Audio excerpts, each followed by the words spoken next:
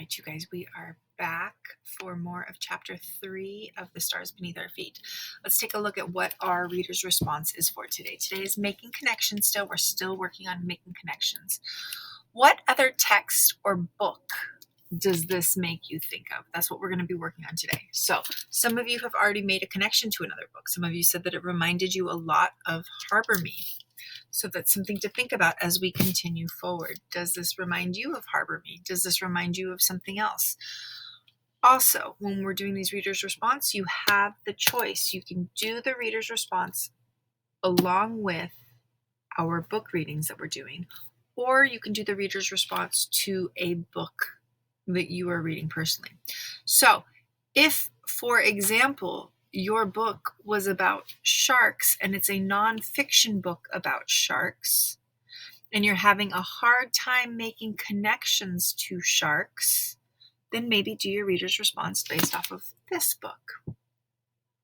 Okay? But maybe there's something about sharks that reminds you of you. In like nonfiction sense, maybe you're kind of like a shark or not. And maybe that's how you can make connections. All right. But today, because we can make a connection to anything, today we're, for our purposes for this, for my example, we're making connections of what other text or book does this make you think of and why? Okay. So as we read along, we will be thinking about that. I'm already also thinking about How High the Moon and the relationship between, so her mom, right, had a girlfriend as well that lived with her, and that was not always received well with everyone else in the family. It was kind of a hidden thing, actually. So that makes me think of that book as well, because Lolly's mom is also gay. And so these are just little connections that we're making. Okay.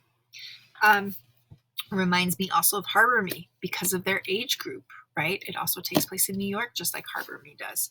So that's another connection I can make to another book that we're reading or have read. All right. Middle of chapter 3. I don't remember where we stopped, so I'm going to just start here. Mr. Jonathan shook his gray head. He missed Germaine too. You tell Marca and Darius not to make a mess back there with all that food. Your father said not to make a mess, I told the two kids sitting on my rug. I gave one plate to the girl, Marca, and one plate to her brother, Darius, and the last one to Vega, still laying across Germaine's bed.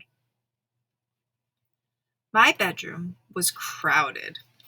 Out in the living room, I heard music. Ma had started playing her chutney and calypso tunes, Harry Belafonte singing Mary's Boy Child drifting in from the living room. I shut my bedroom door. No more Christmas. This reminds me a lot of in How High the Moon when she was in New York City living with her mom, and they would have parties in the living room, and she could hear all the music and the noise as she fell asleep. So I'm making a connection there, right, to another text. Pastéis, Vega said, smiling into his plate. He noticed I didn't have one. Where's yours? I ain't hungry, I said. I'm waiting on Ma's cherry cobbler anyhow.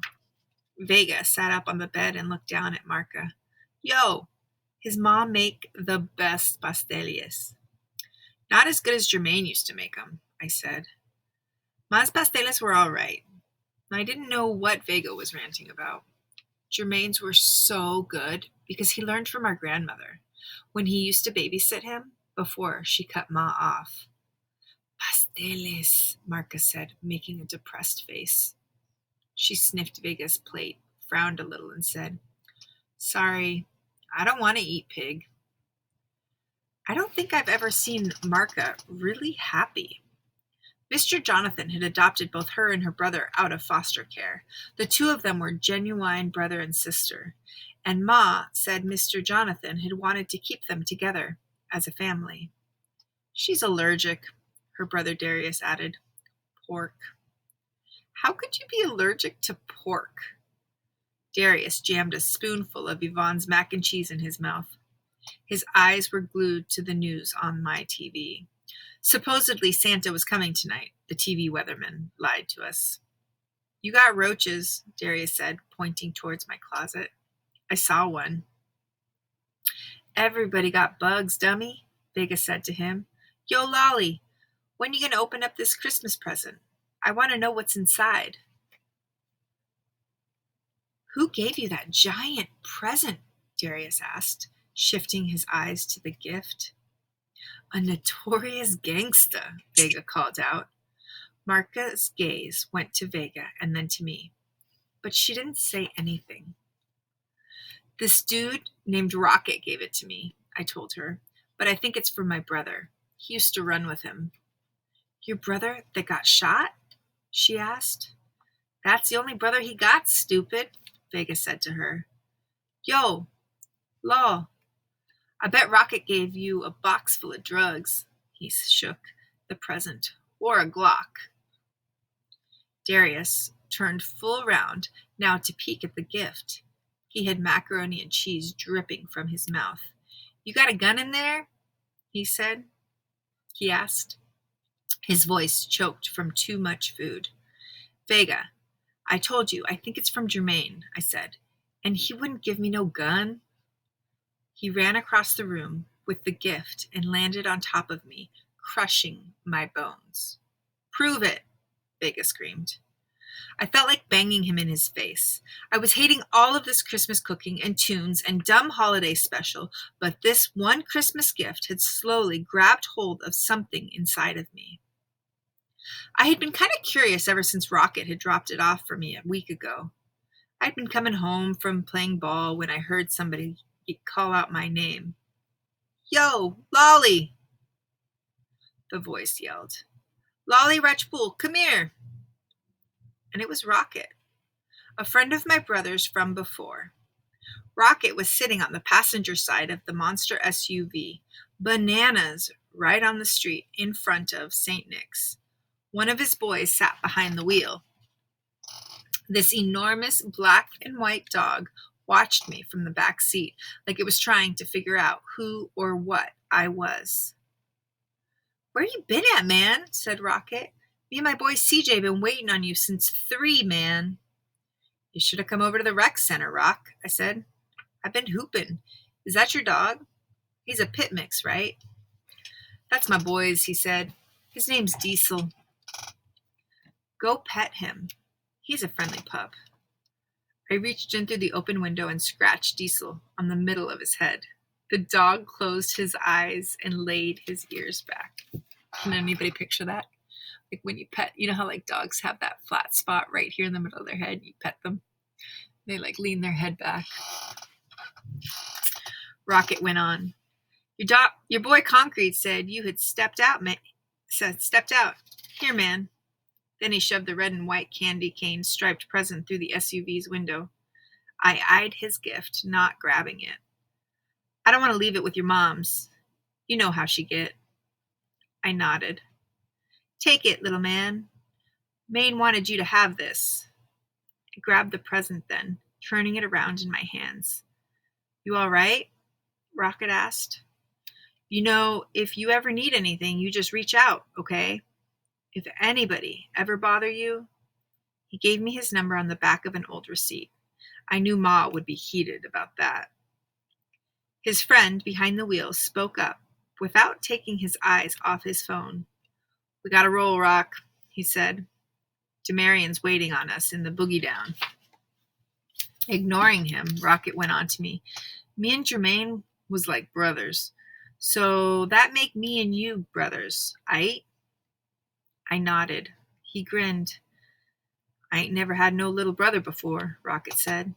Yo, Rock, his friend started again. Chill, Corey. Rocket snapped at him. You see, I'm being Santa here. Wallace! Somebody shouted. As soon as I heard that voice, my whole body froze up. I glanced behind me and saw Ma on the footpath, clomping towards me and Rocket. Her face was all frowned up.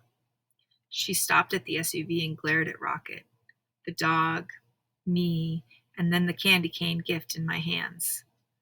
Ma grabbed her hip and dove in. I know this ain't Calvin Bridgewater bearing gifts for my son. Hello, Miss Ratchpaw, Rocket answered. Don't come around here talking to my boy. I will call the cops. You hear? Lolly, cut upstairs. I started to leave, but she yanked the present out of my hand. As I hiked down the path toward our building, I could hear her and Rocket go at it. You still blaming me for what happened to Maine? He said to her. You had a foul influence on my son, she shouted. You and that barber shop. Jermaine wasn't nothing like that before. He was good. And the two of them went at it like that for 10 minutes. Rocket kept repeating that even though Ma hated him, my brother Jermaine had wanted me to have this present. That's the only reason she kept it and why I was about to open it now. The main thing I had hoped for was that under this bright wrapping paper, there would be a letter from Jermaine, or some secret note from him maybe, a note confessing to me that he was still around, that for some reason he had to fake everything and go undercover. Here in my room, Vega, Marca, and Darius gathered around, and I ripped off the red and white wrapping paper, my heart thumping hard. Inside was one of the new video game console units, the latest model. I had seen them online for over $400. Vega whistled. I looked all around for my letter, my note, but there wasn't one. This console felt like it was a gift for another kid. I wasn't even into video games. What did Rocket mean that Jermaine had wanted me to have a video game console? Vega's ma called him back upstairs. They had to get ready to fly away to the Dominican Republic the next day. He left, upset that he didn't even have a chance to play with my new system, and that he would have to wait 2 weeks before he could.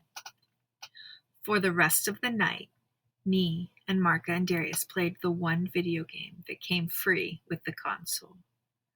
After they had left, I tried playing some more, but I just was not that into it. Instead, I grabbed some cherry cobbler and opened the big book on architecture that my neighbor Steve had gave me. My fingers flicked through the pages of a pattern of architecture. And then, just after midnight, I went kind of nuts. Like, I got this go-go sort of energy. About 10 of my Lego kits came down off my shelves. I threw them to the ground and tugged them all apart, dumping the pieces into a pile.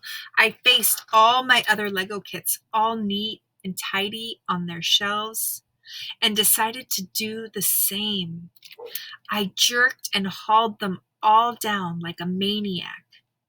I wasn't sure if it was just the sugar from the cherry cobbler, or if it was the bottled up stuff over Jermaine, or if maybe I had just stayed up too late. But something had grabbed onto me.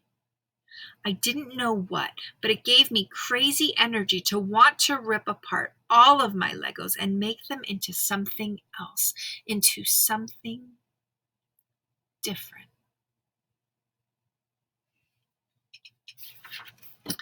And that is the end of chapter 3. All right, friends. First, we'll do a quick talk over our Google Chrome. Told you I'm off today. Over our reader's response. All right. What other text or book does this make you think of, and why? All right, let me know in the chat room what your thoughts are. What is another book or text that this one makes you think of, and why?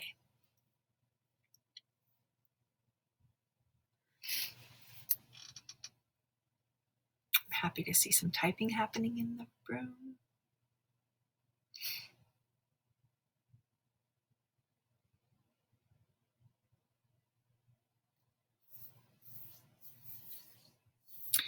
Gilly has no thoughts about this book. Thank you for being honest, Gilly.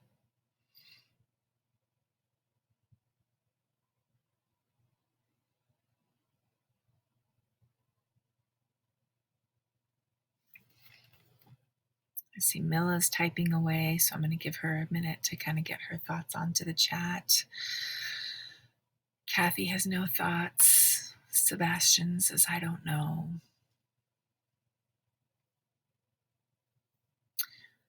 Does this story make you think of anything? Miles says, I don't know. Does it make you think of any other books that we have read together, or maybe you have read together, or you've read on your own? Okay. Milla says it's kind of a mix of How High the Moon and Harbor Me. All right. Milla, why do you say that? What makes you think that? Because they're both tragic. Okay. Winnie says Harbor Me. Winnie, what about Harbor Me does this make you think of?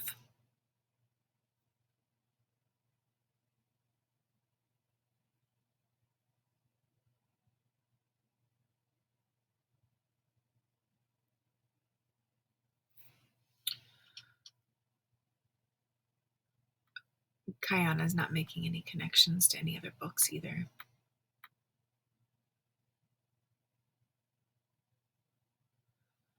I'm going to take a look around the room real quick. Paige, Jenny, Samra, Travis, Abdul, Jay. Does this remind you of any books that you have read before?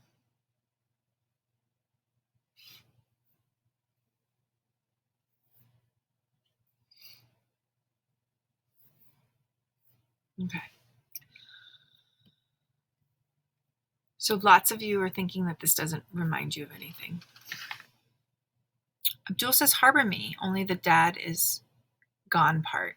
Yeah, perfect. So with Lolly, right, like his dad's not in the house. With Haley, her dad was not in the house. Excellent.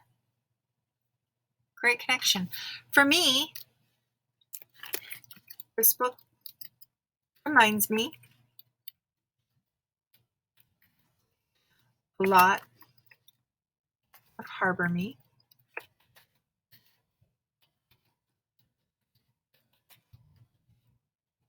Because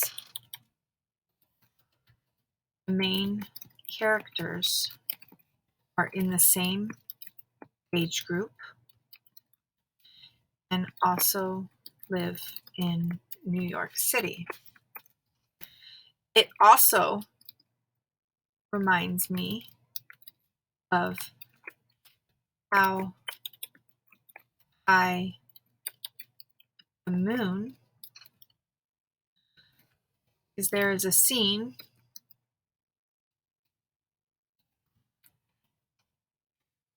where the main characters are both hiding in their rooms during Christmas in their mom's apartments and listening to a party happening in the other room. But neither of them are in a party mood.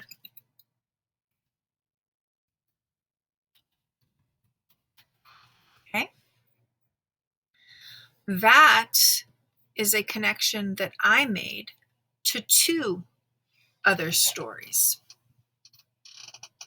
Okay. Oh, awesome, Winnie. Winnie made a connection to black boys being told that they couldn't play with his toy gun to the streets. Awesome connection. Super. Yeah, they're also the same generation, Abdul. Yep. Okay. We can almost always make connections if we stop and think about our texts. That's why we're doing these activities. This is why I am modeling this for you. Because you should be able, by the end of this year, you will all be able to make connections to books. Because when we stop and we think about our books and our stories, we're going to do it at a deeper level. Your books aren't just about sharks. They're either giving you details about sharks, maybe what the sharks eat. If your book is about sharks and what the sharks eat, hey, that kid is eating something.